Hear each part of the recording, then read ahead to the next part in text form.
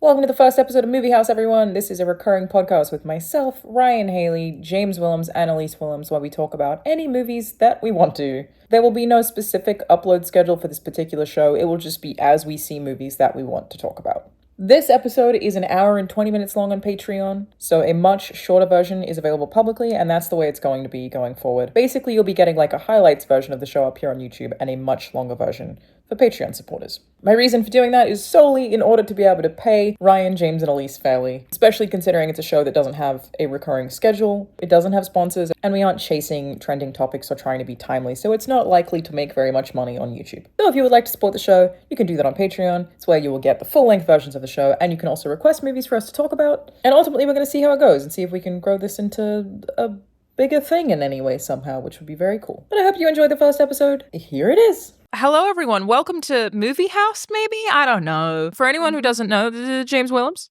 Hi, I'm Elyse James Willems. Hello. This is Ryan Hailey. Ryan Hailey. This is Banjo.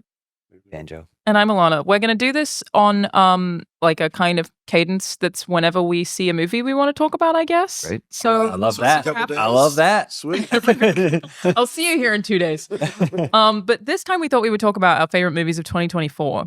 Our first episode is a big recap Yes. episode. I've heard some of you brought lists. I have a list. I didn't ask for I that. have a list. No, this is just It's a big list. incidental. You're all just nerds, is what Yes. happened. You came prepared and didn't even ask for I homework. Yeah. rate every single movie that I see, even if I've seen it before. Same here. Letterboxd. I had a Ranked list. list of all 51 movies I saw this year in order. Of how much I Wow. liked it. So I'm prepared. Wow. Okay. Well, I want to start with not the best movie you saw this year, the most fun movie you saw this year. And it doesn't even have to have come out this year. What was your best movie going experience of 2024? I feel like people might not include it on their list, but I think Deadpool and Wolverine is not the best movie I saw this year. And it's definitely a culmination of a lot of the Marvel stuff and the nods and Easter eggs and the fourth wall breaking and stuff. But you can't deny how much fun that theater experience was. So that was definitely one of my most fun theater experiences. Especially if you didn't have anything spoiled for you. Great cameos Great cameos. and some fantastic scenes that felt like we hadn't seen them play out in a Marvel movie yet. A very old boy-esque kind of Mhm. side-scrolling shot Yeah. that I thought was maybe one of the coolest, I mean, part of the climax of the movie, but one of the coolest scenes I'd seen in Yeah. a comic book movie. Did it surpass Deadpool 1 and 2? I think so. Elyse, do you have a pick? It's again maybe not the best movie of the year, but I had so much fun in Beetlejuice. I haven't seen it. I think it has some structural things that could be a little bit better, but it's just a good time. Like, I was laughing a ton. I thought Michael Keaton was giving it his all as Beetlejuice. And I also really appreciated that there were so many women in this movie who were not like young ingenues, you know, Catherine O'Hara, Winona Ryder. Like, these are women with like long and storied careers who are getting really, really cool parts in a movie. And they're the focus of it.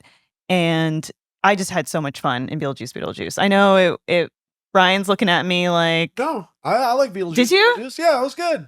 It was solid. Yeah. I didn't love Beetlejuice, you know, but that's okay. It was fun. Yeah. I agree with you. We talked about it when we first saw it, and it felt like since the time the first movie came out, everyone had a notebook that they put good ideas for a Beetlejuice sequel in, right? And so they had this big notebook, and then when it came time to make it, they were like, let's do all A of handbook for making a Beetlejuice sequel. it. Yeah, essentially. They said, let's do all of it, as opposed to picking the two that would make a coherent movie. And if you look at the original Beetlejuice, it doesn't follow a traditional narrative structure. It's all over the place. But it's like one solid idea executed Yeah. perfectly, where this is like 5 or 6 good ideas that are like half baked in the movie, but still, like Elyse said, Michael Keaton is great. And I think it also has like tons of fun stuff that isn't wink, wink, remember Beetlejuice. Mm-hmm. Like, it's like new jokes. It's new And jokes. Just the tone of it. It doesn't, you know, it's not taking itself seriously. Mhm. It's just What they do about gags are hilarious. the pedophile? Alana, I knew you were going to ask. Great question. There was Great a question. pedophile, right? Yes. What What do you was know the about that? name? Jeffrey Jones. Dad? A shark for all of it. So They- you didn't see his. They really shit on him in the His movie. character is killed off in the beginning, like off screen, but I guess technically on screen, but they do it in a fun, creative way that doesn't require that actor. And then he is, since they have the afterlife, he's still a character in the movie, but in such a way, without spoiling it for you, that they didn't need him. That rules. Which is kind of fun. But again, it's like too much. There's like too much in this movie, but it's all fun. Yeah, I guess, does it come across like, when you talk about it being too much, does it feel like a cash grab, or does it feel like an homage? Like it feels like a bunch of fans made it? No, I would say somewhere in between. It sounds like they were like, we're only going to make it if we have a good idea and someone offers us a lot of money. Yeah. And so they both were true. Yeah. Somehow, like, if you have like the checklist of here's the things you have to have in the sequel of this movie, it could just feel like exec meddling, you know? Yes. It doesn't. Somewhere in between. We're in the world of like legacy sequels where like if it existed, it's going to get a sequel, even if it didn't matter. And I remember seeing Beetlejuice and thinking like, this didn't have to exist, but it's way better than if they just were like, hit all the beats and do it again. So I'll take it. Yeah. Ryan, most fun you had? I feel like your microphone is way too far away from your face.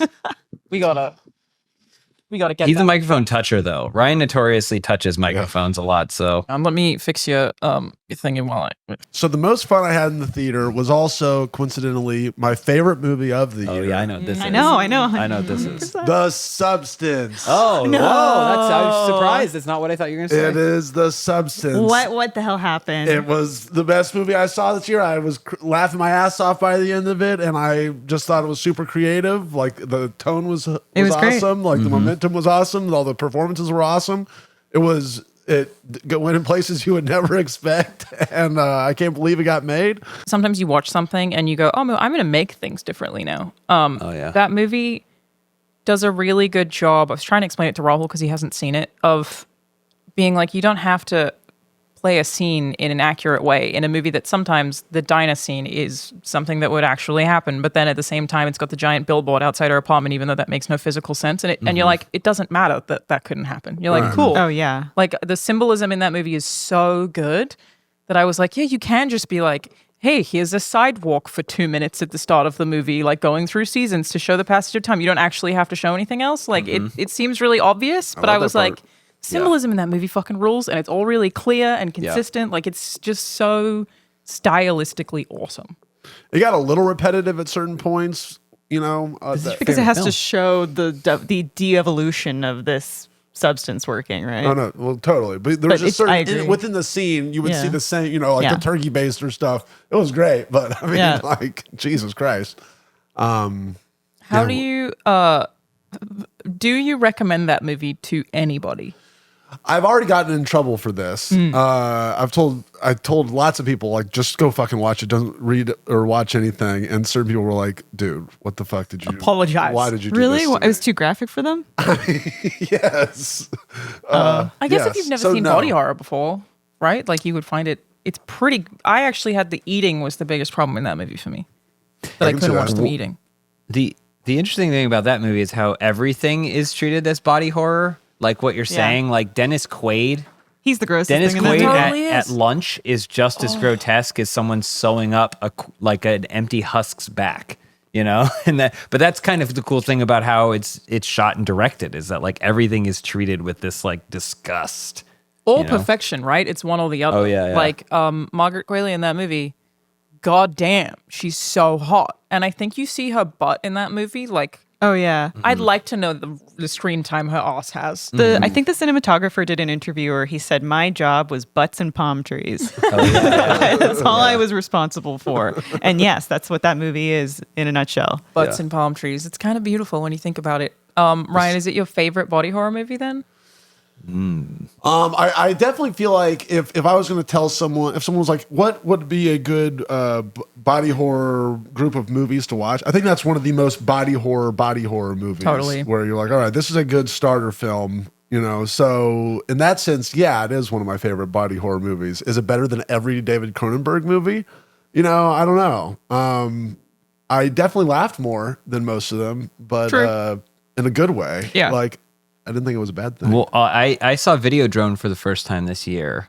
and The Substance, obviously. So like thinking about the two of them, I think the thing that I like about The Substance is how straightforward the narrative is. Yeah. Right? Like there's something about body horror and a surrealist plot that is like now my brain has to do like two math problems at the same time as opposed to just one. And so that's what I loved about The Substance, that they were like, clear, here's the instructions, here's how the rules of this thing work, and now we're just going to go wild everywhere else.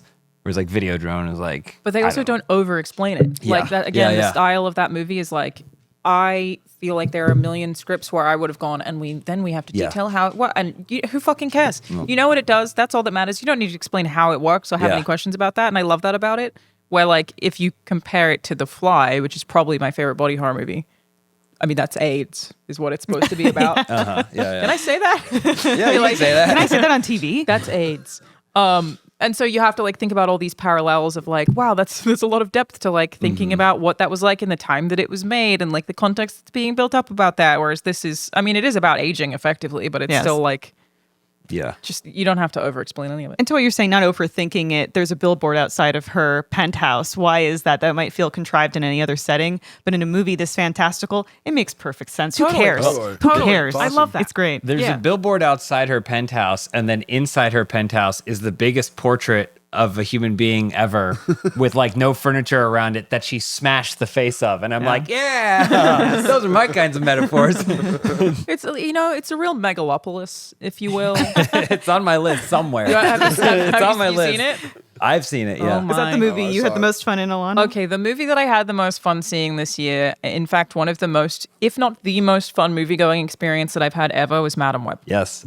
Damn it. Holy Really? shit. No dude. spoilers. I see haven't that. seen it. I haven't seen it either. You can't No spoil Madam spoilers. Web. Okay, I mean, I don't care. I'm not. No, I will do a movie night because that movie is so fucking fun. James loved it. Oh my God, dude. It's genuinely like one of my favorites in forever. I'm so glad I saw it with a group of people. I always go to the Alamo and that was just full of people like going like, what? Yeah. All throughout the movie, which totally helped with that experience in that it is so absurd and so stupid, but like cohesive enough that it makes sense. So you're not like lost like you are with Megalopolis. Like it's not as much whiplash.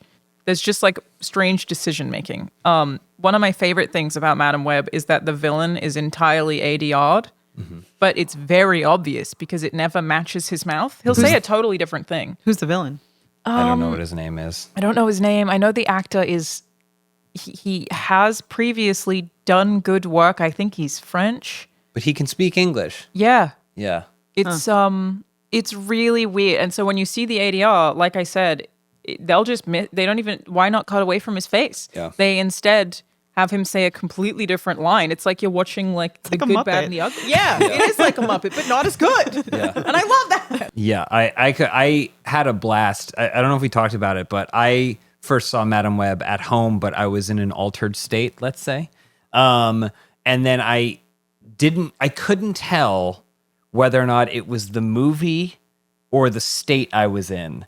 That I was like, I don't understand. This scene feels really long. And he was really flustered when he told me about it after. And then, yeah, Elyse, I talked to You watched her it by after. yourself? I watched it by myself. Well, I wasn't going to put her through that. I but think I was like, came alone. home and you were all out of So, sorts. I Like, was very confused because I made myself truffle popcorn and watched this movie, and the movie was so wrong. Like every choice was wrong.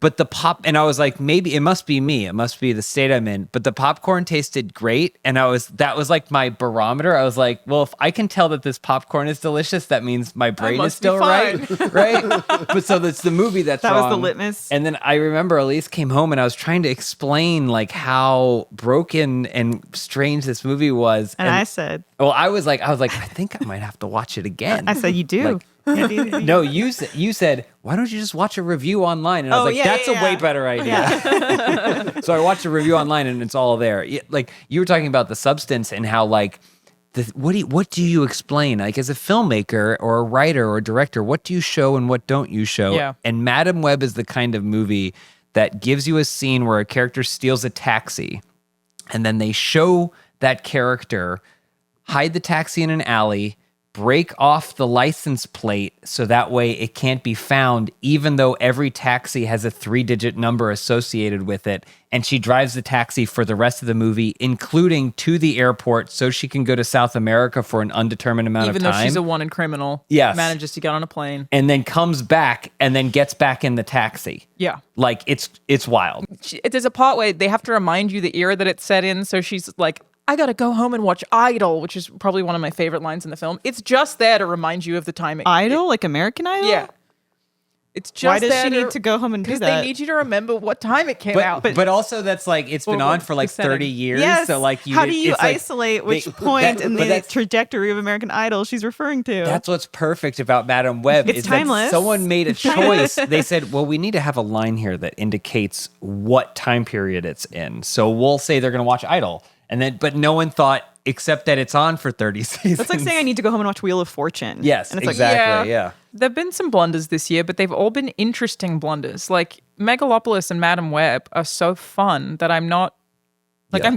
I'm glad both of those movies exist. I think I did give Madame Web a 1 star out of 5, but I did not rate Megalopolis because I didn't know how. Like, I didn't know how to give it a star rating. So jumping off of that, Elyse, what was your favorite film of the year? I'm gonna- Best one.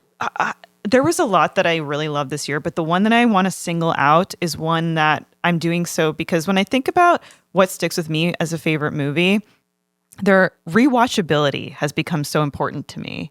And there's some movies where I'm like, Rebel Ridge was an amazing movie this year. Do I feel like I would want to watch it again? Probably not. Yeah. It's heavy subject matter and it moves in a certain way. And this movie, I would recommend it to anyone. If we sat down right now and put it on, even though I've seen it, I would be thrilled that you all are seeing it and we're enjoying it. And I could have watched 10 more hours of it. It's not a narrative movie, it's a documentary, but it's Casa Bonita Mi Amor, Oh yeah, the South Park Casa Bonita documentary, that was a good one. which is where Trey Parker and Matt Stone buy the infamous sort of like dilapidated, it went up for sale on auction, Casa Bonita restaurant in Colorado. It was a novelty restaurant that just sort of over the decades fell into disrepair and nobody wanted it. And it kind of became this money sink. But they had such fond memories of growing up and going to this restaurant. So they bought it and they said, we're just going to, give it a facelift and rehabilitate it. And it'll be this cool thing that we have in our portfolio. They get inside of it and they see that this is a death trap. It needs to go down to the bones and be fully rebuilt from the ground up. It's going to cost them millions upon millions of dollars, but they dive into it and they do it. And it's so compelling to watch because you're watching these two extremely creative people essentially creative direct a restaurant.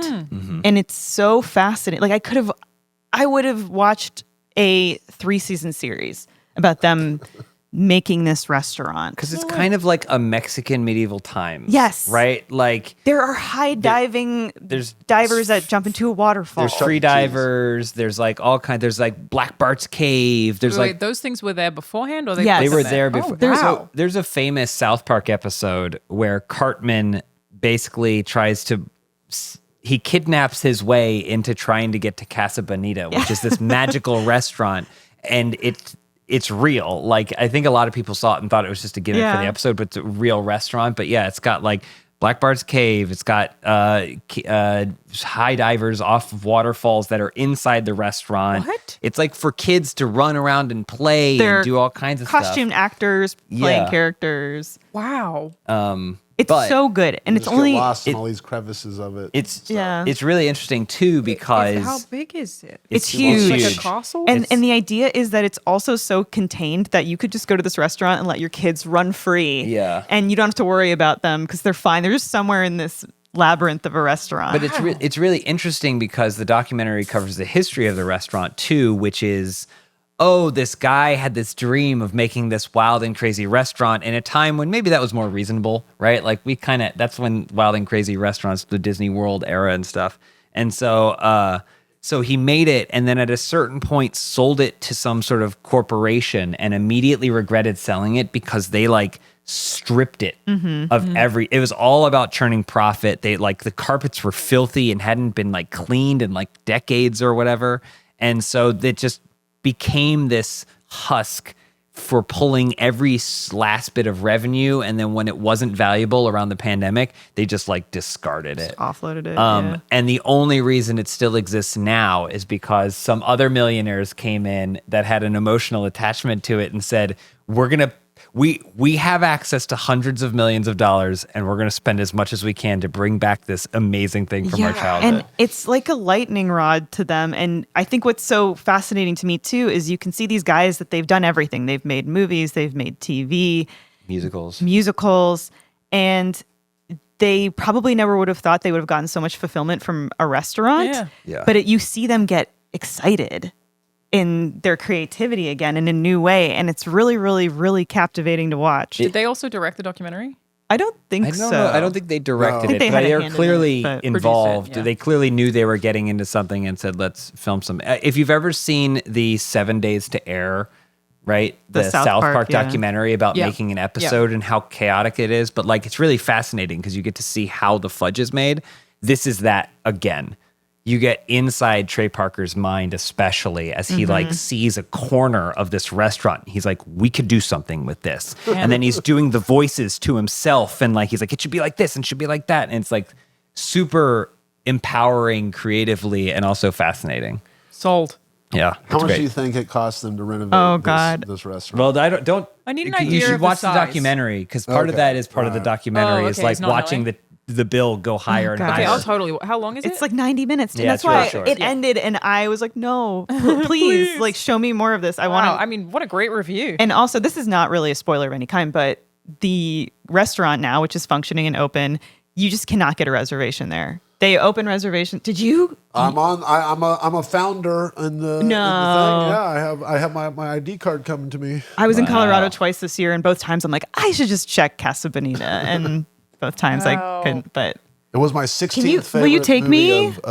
of this year too. Could I go with you? Sure, yeah, let's go to Denver. I'm down. What do you think about that moment in the movie where Trey's like, I just like he was at that kind of soft opening, and he's like, I just realized like I'm not gonna be able to really come here. There's like a somber Yeah. realization at the end where he's like, I realized that I've made this for everyone else. So because that's I'm what- Trey Parker and I can't be here. Yeah, that's what happened to Francis Ford Coppola with Megalopolis. exactly the same. Too, It's so- exactly the same.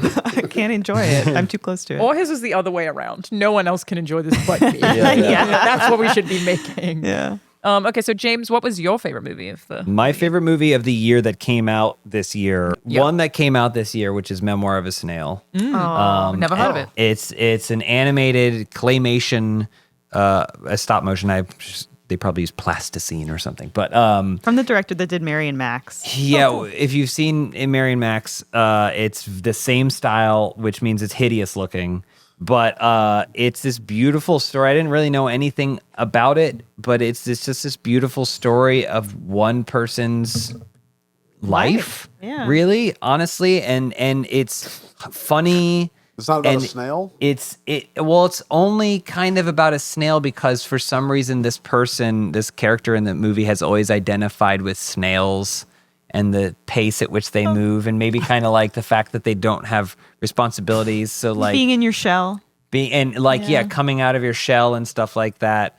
The human spirit and like humanity and the ups and downs. And the Cards Life deals you, I think, too. Yeah, my second pick, which is not from this What if year. he's just like Deadpool? Deadpool again.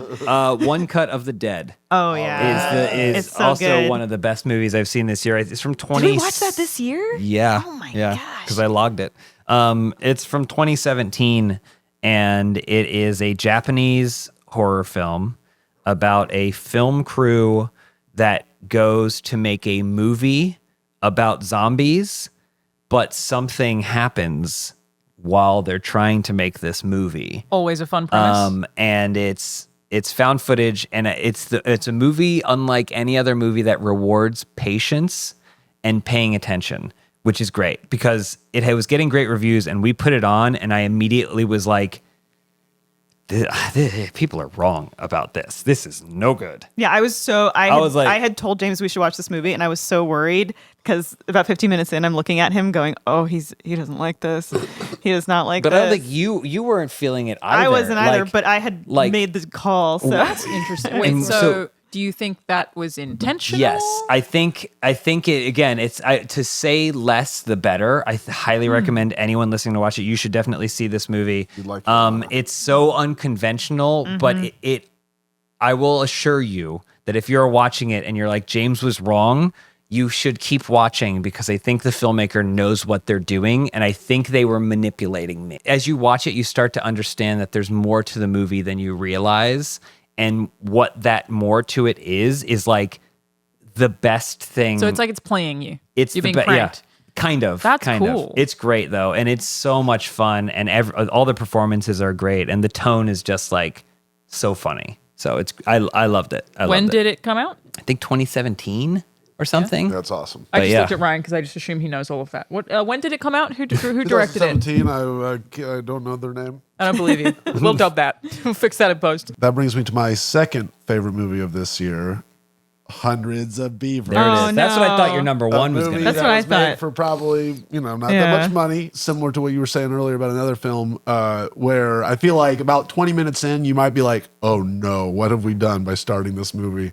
I don't think I can actually finish this because it's just the style of it is a little. What genre is it? It's a black and white, silent. wow. It's live action Looney Looney Tunes. Tunes Yeah. movie. And it Here's- moves at an exhausting breakneck pace too. Wow. Yes. If you're listening to this and you're familiar with Ryan's work, you've ever seen a Ryan Hailey edit or original video, it's a feature-length version of that, essentially. I would be so proud if I had made hundreds of. You Beavers. could. I You think you absolutely could. love it. I It made for me sure feel believe like I Ryan wanted could to. have made And you hundreds told of the these. maker of the president's favorite foods, Which Ryan. we still have to watch. We'll We still have review to on watch it. here. You told me you were going to make a movie, and I said, I'll help you, Ryan. Tell me how. I know I'll we're help going you. to. It's going to happen. You're going to be part of my Hundreds of Beavers. You know? Which Do you want beaver am I? to give us your top 10 list if you've got it written down? Yeah, Run us through it. I'll run you through it real quick. We don't have to talk about all of them, but yeah. Number 1, The Substance. Number 2, Hundreds of Beavers. Number 3, Challengers. Number 4, A Different Man. Number 5, The Apprentice. 6, Rebel Ridge. 7, Anora. 8, Furiosa. 9, Dune 2. 10, Saturday Night. Wow. Furiosa got All right. such a raw deal this Interesting. year. And the other one that I'd like to, of that list, like call out another movie that just inspired me, like, wow, what a powerful time at the cinemas, was A Different Man, my number 4. So awesome. Like I've been thinking about it ever since I stopped it, which was a couple days ago. We almost watched it last Such a night. good movie. And it has such another just simple premise, but it's like, I feel like a very universal message, like it's like the grass is always greener, the movie. It was awesome. Hell yeah, love that. Highly recommend that movie. Well, on that note, everyone, there's some good movies that we saw this year and some bad movies we saw this year. I don't know when we'll do this again. Maybe Nosferatu, if you guys want to do it, because I'm very excited to see that movie. I've already seen it. We've I seen know, it, but we won't say that anything doesn't mean now. they can't talk about We'll it in tease 2 it. weeks. That's true. Yeah, we'll tease Yeah. it for the next one. Otherwise, we'll take recommendations, but mostly just wanted to be like anytime that anyone has something that like they really want to talk about. It doesn't have to be a movie that came out recently. Just get together and We talk about kind of do movies. this anyway. It's true, exactly. we're just filming conversations we already had. And on that note, on Nosferatu, the only movies that are not on my list yet, because I haven't seen them, are The Brutalist, Madam Oh, yeah, Webb. the Brutalist. Nosferatu, Madam Web, Complete Unknown, Oh, okay, Banjo. Rumors. I will have a Madam Web movie night. You can come over and Okay, we'll watch I'd love Madam to. Web. Fuck yeah.